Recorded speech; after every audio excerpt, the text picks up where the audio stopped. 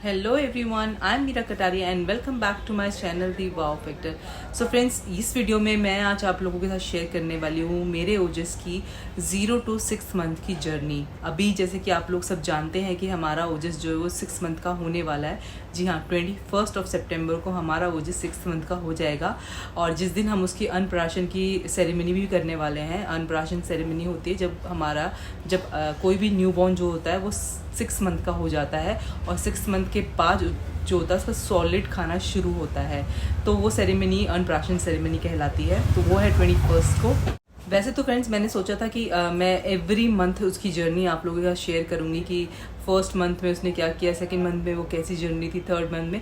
लेकिन क्या होता है, जब आपके पास एक छोटा बेबी होता है ना, न्यूबॉर्न होता है, तो आपके पास इतने सारे काम हो जाते हैं। बच्चे के काम हैं, आपके खुद के काम हैं और आपको टाइम का ही नहीं पता लगता कि टाइम कब कितनी जल्दी से बीत रहा है टाइम। और उसी चक्कर में इतने सारे काम होते हैं बच्चे। और वैसे भी मेरे पास 2 बच्चे हैं, एक मेरी जैज़लिन है और एक ओजस है। तो मेरे पास बिल्कुल भी टाइम नहीं था कि मैं आप लोगों के साथ ये शेयर करूँ, बट मेरा मन बहुत था। लेकिन फिर मैंने सोचा कि मैं आप अपने फ्रेंड्स के साथ, जो भी मेरी यूट्यूब की फैमिली है, उनके साथ मैं 0 to 6 मंथ की जर्नी जैसी भी रही है उसके साथ वो मैं आप लोगों के साथ शेयर करूँगी। तो बस यही जर्नी आज मैं आपको इस वीडियो में दिखाने वाली हूँ। तो फ्रेंड्स, इस वीडियो को एंड तक ज़रूर देखिएगा और अगर आपको वीडियो पसंद आती है तो इस वीडियो को लाइक और शेयर ज़रूर कीजिएगा। तो चलिए वीडियो स्टार्ट करते हैं।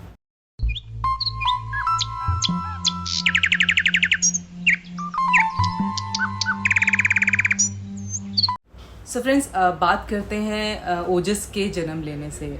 जब ओजस ने जन्म लिया, वो जब जो उसका प्रोसेस था, आई थिंक वो मैं आप लोगों के साथ शेयर कर चुकी हूँ अपनी पहले वीडियो में। जो मेरी डिलीवरी की जर्नी थी, आपको मैं वो लिंक डिस्क्रिप्शन बॉक्स में जाके दे दूँगी, आप वहाँ पे जाके ज़रूर देखिएगा। और ओजस जब डिलीवर हुआ तो ऐसा था कि एकदम से आ गया, मतलब बिल्कुल भी हम लोगों को प्रिपरेशन करने का टाइम नहीं मिला। और इनफैक्ट हॉस्पिटल की फॉर्मेलिटीज़ भी पूरी नहीं हो पाई थी, उससे पहले ही ओजस हमारे हाथों में था। तो जब हम ये बातें करते हैं ना, नो मैटर कोई भी मदर हो तो उसके गूज़बम्प हो जाते हैं, उसको वो चीज़ें याद आ जाती हैं, उसकी आंखें भर जाती हैं। तो क्योंकि वो एक मोमेंट जो होता है ना, वो एक बहुत ही लाइफ का सबसे स्पेशल मोमेंट मदर के लिए वही होता है। तो एनीवेज, ये जो जर्नी है 0 to 6 मंथ की, बहुत खूबसूरत जर्नी रही है अभी तक मेरे लिए। इतनी प्यारी जर्नी है और मतलब अनफॉरगेटेबल मोमेंट्स हैं इस जर्नी के। तो वो आज मैं आप लोगों के साथ शेयर कर रही हूँ। तो पहले क्या होता है कि जब बच्चा जन्म लेता है ना, तो जितनी केयर एक न्यू बॉर्न को चाहिए होती है, उतनी ही केयर एक न्यू मॉम को भी चाहिए होती है। जी हाँ, न्यू बॉर्न को तो चाहिए ही है, क्योंकि उसको पता नहीं है क्या नहीं, सब कुछ हमने हैंडल करना है उसको। लेकिन उतनी ही केयर एक न्यू मॉम को भी चाहिए। तो मेरे साथ जो था, मतलब मेरी मदर इन लॉ टचवुड बहुत सपोर्टिव है, बहुत अच्छी हैं। उन्होंने मेरा बहुत अच्छे से ख्याल रखा है, तभी मैं इतनी स्ट्रांग हो पाई हूँ, इतनी जल्दी खड़ी हो पाती हूँ। मेरी जैज़लिन के टाइम पे भी मैं बहुत जल्दी खड़ी हो गई थी और ओजस के टाइम पे भी एक अंदर से ना आपको एक पावर फील होती है, एक स्ट्रेंथ फील होती है, जिससे आप जल्दी ओवरकम कर लेते हैं चीज़ों से। तो वही मेरे साथ हुआ। So thank you so much mamma, मेरी मदर इन लोग को बहुत बड़ा मेरे दिल से थैंक यू है, जिन्होंने मेरी इतने अच्छे से देखभाल करी और इतने अच्छे से मुझे स्ट्रॉन्ग बना दिया। एनीवेज, और अगर मैं बात करूँ कि मुझे क्या कमी फ़ील हुई जब मेरी डिलीवरी हो गई थी, और ये आई थिंक सब जो भी न्यू मॉम्स हैं, जितनी भी हैं, वो सब मुझसे कनेक्ट करेंगे यहाँ पर कि आपको क्या चाहिए होता है। देखिए, आपकी ध्यान रखने के लिए 4-5 लोग आपके आसपास हैं, आपका दिल बहलाने के लिए आपका न्यू बॉर्न भी है आपके साथ, राइट? और क्या चाहिए? लेकिन मुझे जो कमी फील होती थी ना, एक होता है ना कि जच्चा बच्चा जो होते हैं उनको अलग रूम में रखते हैं just because of the infection हो या किसी बाहर से कोई आ रहा है उसके। लेकिन मुझे जो कमी लगती थी ना, मेरे हस्बैंड अलग रूम में जाके सोते थे। तो मुझे ये कमी, ऑल्दो इसमें कुछ वो नहीं है मुझे, बट मुझे जो कमी फील होती थी ना, मुझे चाहिए होता था कि मेरे हस्बैंड मेरे आसपास रहें। उनकी सराउंडिंग्स जो है ना, वो मुझे इतनी पावर देती थी, इतना मुझे स्ट्रांगनेस फील कराती थी कि नहीं, बहुत ईजी है मेरे लिए सब कुछ। तो बस एक वही कमी थी जो मुझे लगती थी कि मेरे हस्बैंड मेरे आसपास होने चाहिए। हालांकि जैज़लिन के टाइम पे तो मेरे हस्बैंड 20-25 दिन में मेरे पास मतलब हमारे रूम में रहने लग गए थे। लेकिन ओजस के टाइम पे एटलीस्ट मतलब 1 month 15 days ऐसे कुछ उनका था। 1.25 महीना वो अलग रूम में रहे थे। वो मुझे थोड़ा सा लगा था। उसके बाद जो थी सब कुछ धीरे धीरे मैंने बहाने से अपने हस्बैंड को बोला कि नहीं, ये ओजस सोता नहीं है रात को, आपको उसको देखना चाहिए, ये करना चाहिए।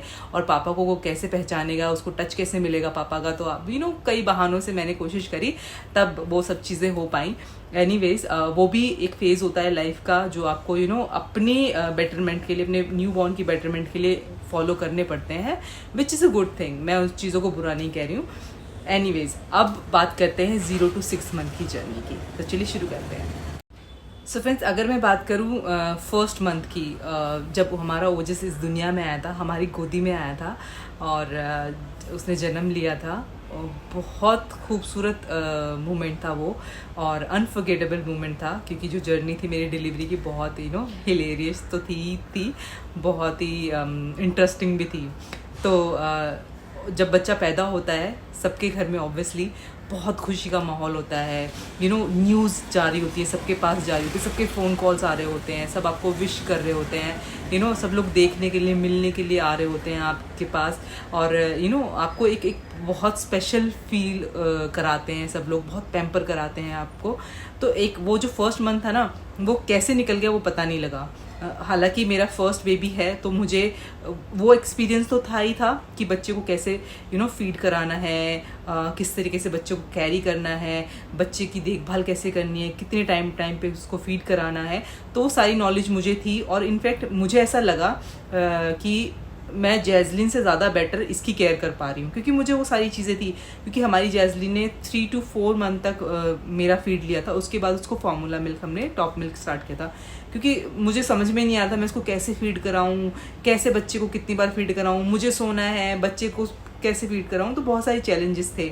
लेकिन इस टाइम पे मैं बहुत ज़्यादा प्रिपेयर्ड थी उस चीज़ के लिए, तो मुझे बिल्कुल भी, इनफैक्ट अब 6 महीने होने को आए हैं, ओजस जो है कम्प्लीटली मदर फीड पे है, उसको टॉप मिल्क बिल्कुल भी नहीं दिया है अभी तक हमने, which is a good thing. और मुझे बड़ी खुशी होती है कि जो बच्चा है उसको जो उसके प्रॉपर, उसको जो चीज़ मिलनी चाहिए, जो उसकी प्रॉपर डाइट मिलनी चाहिए, उसको वो मिल रही है। उससे अच्छी और क्या बात हो सकती है। तो पहला मंथ जो था वो बहुत अच्छे से गया।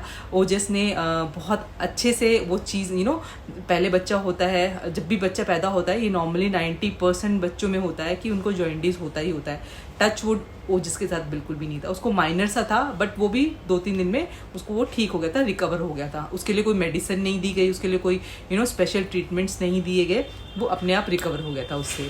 तो फर्स्ट मंथ में हमारा ओजस बहुत अच्छे से ग्रो किया। सो फ्रेंड्स, अब बात करते हैं सेकेंड मंथ की, जब हमारा ओजस थोड़ा सा संभलने लगा। और ये बात मैं आप लोगों को बताना चाहूँगी, हमारे ओजस ने सेकेंड मंथ स्टार्ट होने से पहले ही अपनी गर्दन को संभाल लिया था। मैं आपको उसकी फ़ोटो दिखाऊंगी, जब हमने उसका फर्स्ट मंथ बर्थडे सेलिब्रेट किया था, तो बिल्कुल प्रॉपरली स्ट्रेट होके, मतलब गोदी में बैठा था, हमें उसकी गर्दन के नीचे हाथ लगाने की बिल्कुल भी ज़रूरत नहीं पड़ी थी।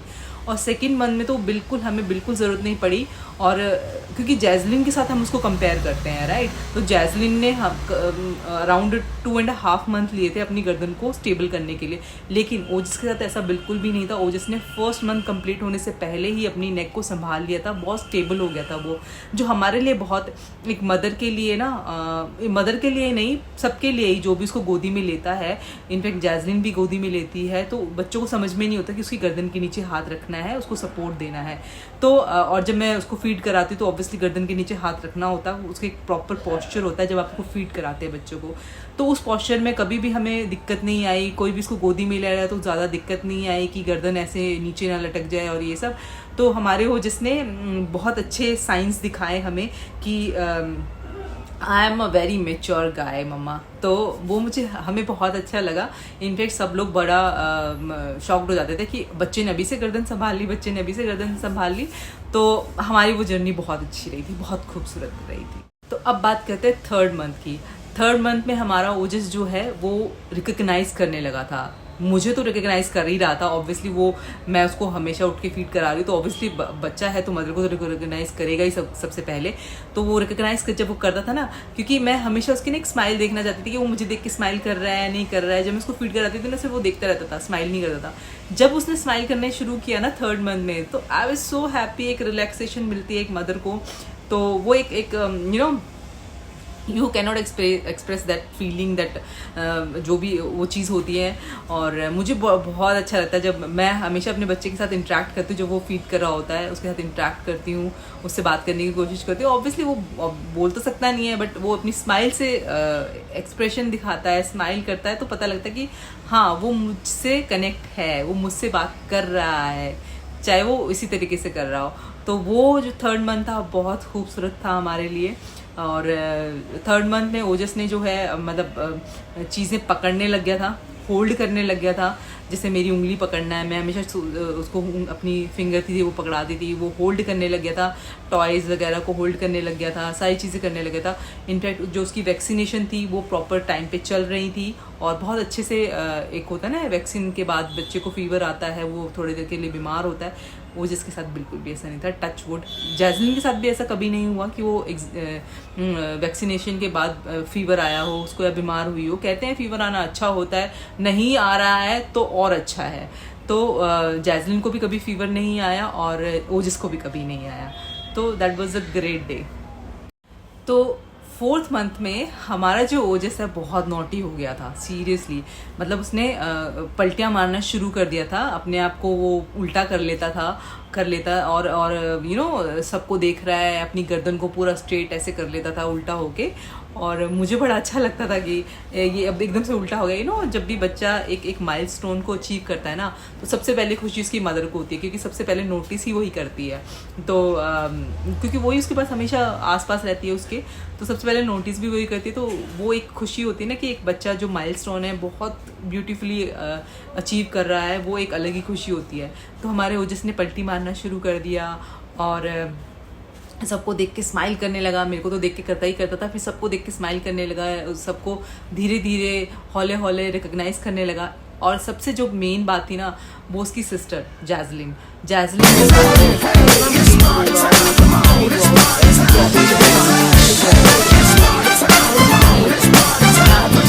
दिखाऊंगी, उसकी फोटोग्राफ्स दिखाऊंगी कि जैस्मिन कितनी तेज रो रहा है, पर जैस्मिन जैसी आती है उसके सामने वो हंसने लग जाता है और वो कुछ भी अपनी उसमें लैंग्वेज में बात करने लग जाता है। तो वो बहुत बहुत ज़्यादा खूबसूरत चीज़ें थी जो मुझे बहुत याद रहती हैं और बहुत अच्छा लगता है। और जब भी ओजस रोता है तो मैं जैस्मिन को बुलाती हूँ, जैस्मिन जल्दी आओ, ओजस को चुप कराओ, तो वो चुप भी कराती है उसको। सो 4th मंथ में ही हमारे ओजस ने अपने पैर का अंगूठा जो है वो मुंह में डालना शुरू कर दिया था। उसे बहुत जल्दी है खाने पीने की, ये देखिए कितने प्यार से डाल रहा है। और बहुत अच्छा लगता है अपने बच्चों को ऐसे ग्रो करता हुआ देखकर। लेकिन एक ऐसा भी लगता है इतनी जल्दी जल्दी ग्रो हो रहे हैं, अभी तो हमें अपने बच्चों के साथ खेलना है, बहुत खेलना है। सो फ्रेंड्स, इस वीडियो को मैं इतना ही शॉर्ट बना रही हूँ अभी, क्योंकि बहुत लंबी वीडियो हो रही थी और मैं नहीं चाहती कि कोई भी मोमेंट में मिस करूँ। तो इसका मैं पार्ट 2 बना रही हूँ, तो आगे की वीडियो आप पार्ट 2 में ज़रूर देखिएगा, जिसमें मैं दिखाने वाली हूँ 5th and 6th मंथ का कि कैसा था हमारे ओजस का 5th and 6th मंथ। तो thank you so much for watching this video and to be continued.